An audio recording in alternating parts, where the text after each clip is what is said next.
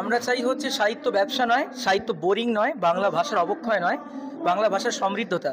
আমরা ইংলিশ মিডিয়ামে পড়তে পারি, কিন্তু ইংলিশ কখনো তার কোনো বাংলা ভাষার প্রতিবন্ধকতার বাধা হতে পারে না। ইংলিশ মিডিয়াম হোক, বাড়িতে বাংলার চর্চাটা থাক। আর এই সাহিত্য হচ্ছে মেলবন্ধন, ইউনিটি ইন ডাইভার্সিটি আমাদের যে কথা, বৈচিত্র্যের মধ্যে ঐক্য। শিক্ষক, সমাজসেবী, বুদ্ধিজীবী, সব ধরনের শ্রেণী পেশার মানুষ আজকে আমরা একত্রিত হয়েছি সাহিত্যের টানে। মঙ্গলদ্বীপ সাহিত্য পত্রিকার একটাই লক্ষ্য, সাহিত্য সমাজ কল্যাণ, এবং মঙ্গলদ্বীপের আলো যাতে ছড়িয়ে পড়ে।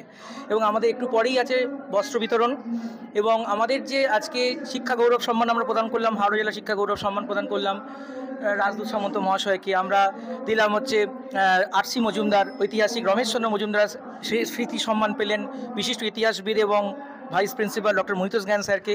আমরা সমাজের বিশিষ্ট দিকগুলো, যেমন হরপ্রসাদ শাস্ত্রী সম্মান পেলেন কুন্তল অধিকারী মহাশয়। এইভাবে আমরা চেষ্টা করছি যে সমাজের বিভিন্ন দিকটা, সাহিত্য মানে এলাম, মেডেল নিলাম, মানপত্র নিলাম, ছবি তুললাম নয়।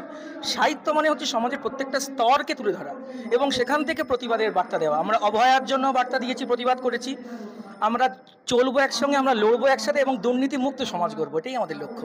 এবং সাহিত্যের মধ্য দিয়ে সেটা সম্ভব সবাইকে নিয়ে, অরাজনৈতিকভাবে। এটাই হচ্ছে আমাদের লক্ষ্য।